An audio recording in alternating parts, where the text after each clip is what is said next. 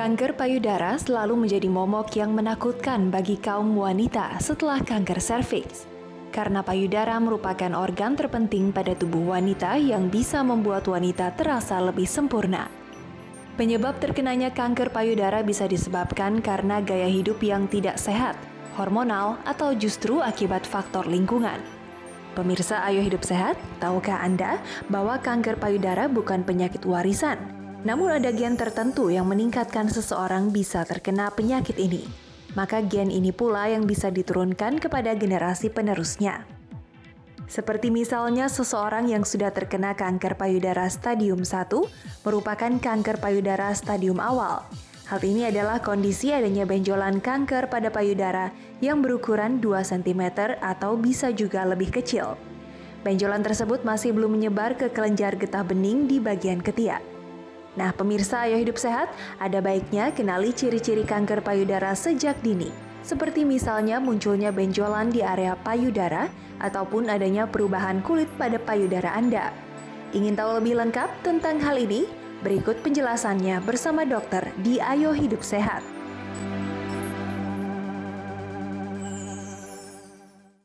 Waduh, ini ternyata kanker payudara itu juga mengincar pria. Bener bisa seperti itu, Dok? Iya, kalau ditanya ngincer banget mungkin nggak juga karena kejadiannya jarang. Tapi kalau ditanya bisa apa nggak, bisa banget. Apa tuh, Dok, gejala-gejalanya, Dok? Gejalanya sebenarnya sama aja dengan yang perempuan. Tapi kalau perempuan kan memang ada payudara ya. Jadi mungkin kalau ada benjolan nggak terlalu terasa gitu. Tapi kalau laki-laki ada benjolan kecil aja pasti tahu kan. Iya, betul. Mas Indra gitu kan ya. Rata gitu. Tiba-tiba ada benjolan secuil gitu pasti berasa. Betul. Jadi memang untuk deteksi dini laki-laki mestinya lebih mudah dibanding perempuan. Itu harus diapain dulu, Dok? Mungkin gejala-gejalanya, kemudian juga awalnya tuh seperti apa sih, apa yang harus kita cek gitu, Dok? Untuk laki atau perempuan? Laki-laki dulu deh, Dok. Laki. Kan gitu, Mas, laki-laki ini bapak-bapak di rumah mungkin ya, lagi gini kok sakit ya dada saya gitu, Dok, mungkin kan? Iya, kalau laki-laki sebenarnya ya tadi ya cenderung lebih mudah karena ada benjolan. Kalau perempuan kan memang memeriksa, diminta untuk rutin ya, periksa payudara sendiri. Kalau laki-laki mungkin agak aneh ya kalau sering gitu meriksa gitu kan aneh ya gitu. Tapi kalau teraba kecil kelihatan aja, nah itu sebaiknya kalau laki-laki itu tidak biasa harus bawa ke dokter dan biar dilihat pakai USG atau pakai, tapi gejala pertamanya pokoknya benjolan dulu. Ada benjolan? Iya. Sebesar apa biasanya, Dok, benjolan itu? Biasanya tergantung kesensitifan seseorang juga. Kalau ada orang yang baru kecil udah berasa, dia udah langsung ke dokter. Tapi ada orang yang dicuekin udah besar baru ke dokter, itu kan juga ada. Betul. Tapi kalau laki-laki sekecil apapun benjolannya itu sebaiknya harus segera dikonfirmasi. Ini benjolan yang ke ganas atau yang ke jinak. Nah, takutnya biasa disangka jerawat atau bisul gitu. Kan aneh ya kalau di sekitar payudara mestinya bisul juga tidak biasa ya gitu. Gitu ya, Dok, jadi kalau laki-laki ada kayak gitu, apalagi disertai tadi ya nyeri, rasa panas di situ, kemudian keluar cairan dari puting susunya gitu. Ya laki-laki mestinya tidak ada cairan apapun ya gitu. Jadi keluar seperti itu, kemudian ada luka di pinggir-pinggir itu udah langsung curiga deh mestinya. Baik, Dok. Nah ini mungkin ada yang berhubungan nih, mitos atau fakta nih, Dok. Katanya kalau misalnya sering menggunakan deodoran itu memicu akan kanker payudara. Mitos atau fakta, Dok? Mitos.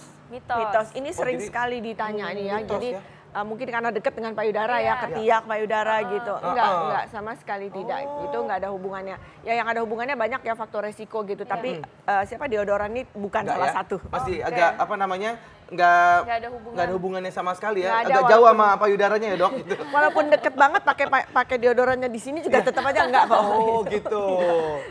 Oke, ini nih, Dok, ini buat perempuan nih, Dok. Ini kalau misalnya pakai bra berkawat, apalagi kalau misalnya dipakai pada saat lagi tidur, ini katanya memicu kanker payudara. Mitos atau fakta? Ya, ini pernah dibahas juga sama teman-teman kita yang staf dari hematologi onkologi. Kenapa pertanyaan itu sering sekali muncul gitu ya? Tapi ya namanya juga awam ya, mungkin mendengar dari berita dari mana-mana. Saat inilah kita saatnya untuk meluruskan bahwa itu tidak ada hubungannya dengan kanker payudara. Oh, jadi mitos. Mitos. Jadi Bunda nanti pas bobo boleh ya dipakai ya Bunda Bebas ya. ya. Sebenarnya Jadi, mau kan apa namanya? untuk penyangga ya. Buat penyangga Ya, gitu. sebenarnya Itu bagus tidur- nggak sih dok untuk penyangga itu dok sebenarnya dok? Sebenarnya kalau Agak tidur melenceng dikit. sebenarnya ngapain disangga ya kalau lagi tidur ya? Iya benar juga ya dok ya. Iya kan? Tuh, jangan Iya ditangkap nggak? kalau gitu. Nanti ayah aja yang nyangga ya. Kok nyambungnya ke situ? Baiklah. Iya. Nih lanjut nih Ya. dok, ini katanya nih dok, kalau misalnya sering konsumsi kafein, ini meningkatkan resiko kanker payudara. Mitos Ya. atau fakta dok? Mitos ya. Oh, Jadi mitos ya juga. mitos karena pada kafein itu memang kecenderungannya justru lebih ke kardiovaskular, ke jantung ya. Gitu. Karena dia akan meningkatkan denyut jantung Ya. gitu ya. Tapi kalau yang langsung kafein itu meningkatkan kanker payudara sih rasanya penelitiannya belum pernah ada yang benar-benar bilang kalau minum kafein atau kopi atau teh ya itu ya sekian gelas itu akan jadi kanker payudara berapa persen. Rasanya sih enggak. Kadang kan laki-laki juga banyak minum kopi. Iya. Betul. Perempuan juga ada yang minum kopi. Istri Iya, saya juga iya. suka tuh minum kopi. Iya, iya. Iya, dan gitu. itu Jadi kalau nggak ada ya? misalnya nyerinya, tapi kalau misalnya dibandingin sama nyeri lain nih dok, misalnya laki-laki itu kanker payudara sama penyakit jantung dok, itu kan mungkin lokasinya sama, tapi nyerinya pasti beda kan Iya. dok? Iya, iya, Itu seperti betul. apa dok bedanya? Kalau ini terlepas laki atau perempuan ya, kalau yang namanya sakit jantung itu nyerinya mestinya sebelah kiri ya. Kalau payudara bisa kanan kiri, Kanan kiri, gitu ya. ya. Dan kemudian kalau yang namanya nyeri jantung itu spesifik ya, seperti ditusuk, seperti ditindih. Nah, itu kayak gitu rasanya. Kemudian menjalar ke lengan kiri, ke dagu, Leher. ke belakang itu rasanya sih lebih pas untuk ke jantung. Tapi kalau untuk yang kanker payudara, ya nyerinya di tempat yang benjolan itu. Oh jadi nggak menyebar kemana-mana, hanya di Tidak, situ aja? di situ, di Oke. situ dan memang nyerinya ya kadang terasa nyeri, kadang terasa panas gitu. Bukan seperti ditusuk atau ditindih, beda. Oh jadi hanya nyeri dan panas aja gitu ya dok? Nyeri, panas atau perih, kadang-kadang cuma bilang kayak nyelekit-nyelekit gitu ya gitu. Dan itu bisa ditunjuk nyerinya tuh di situ gitu. Oh gitu.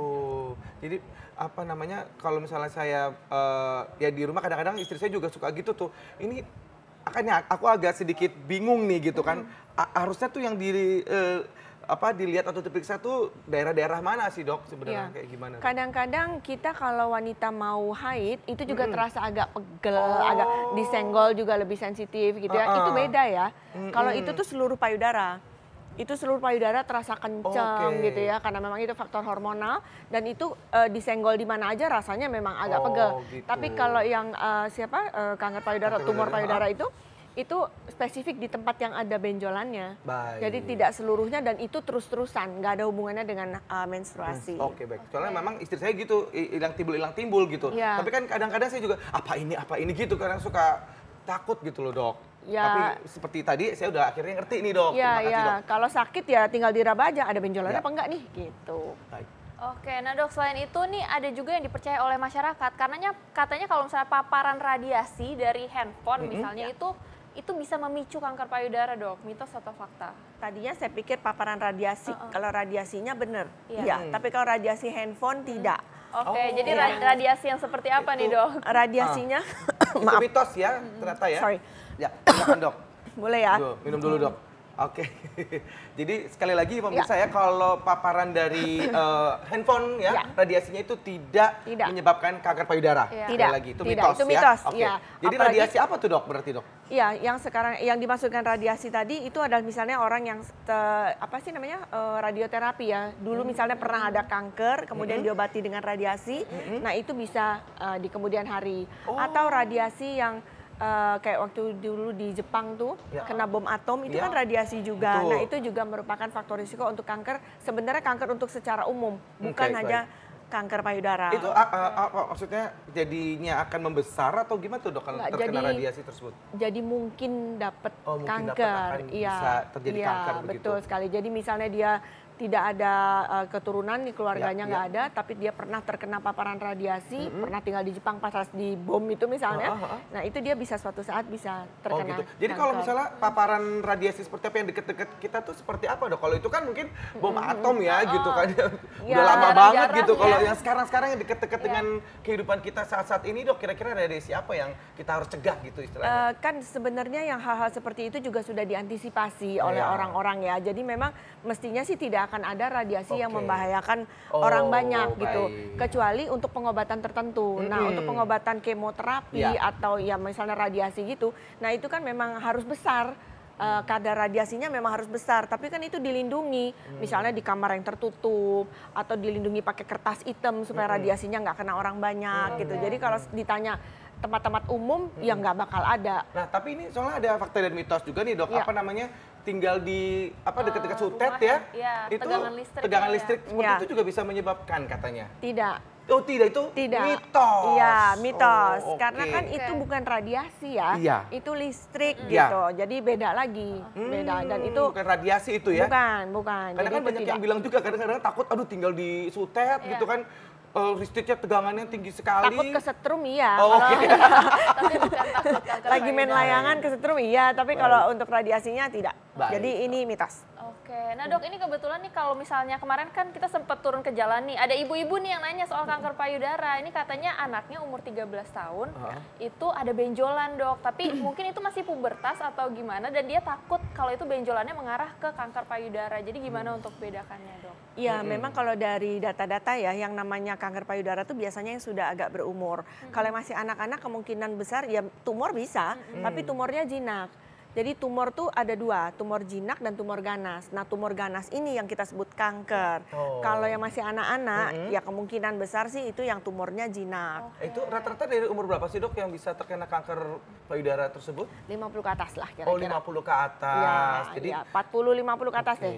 40 sampai 50 ke atas gitu udah harus waspada di umur-umur tersebut itu ya. Makanya sudah langsung begitu umur-umur bahkan dari umur 30-an pun kita sudah diminta untuk sadari. Periksa payudara sendiri. Itu sudah dianjurkan. Terima kasih dok atas sarannya, atas tipsnya tadi juga ya. Kita paling tidak harus sadari tadi ya, periksa payudara sendiri. Ya, laki-perempuan. Laki-laki perempuan. Baik, terima kasih dok. Oke. Nah berikutnya nih, ada tayangan yaitu 6 negara dengan penderita kanker payudara terbanyak. Coba kita lihat tayangannya.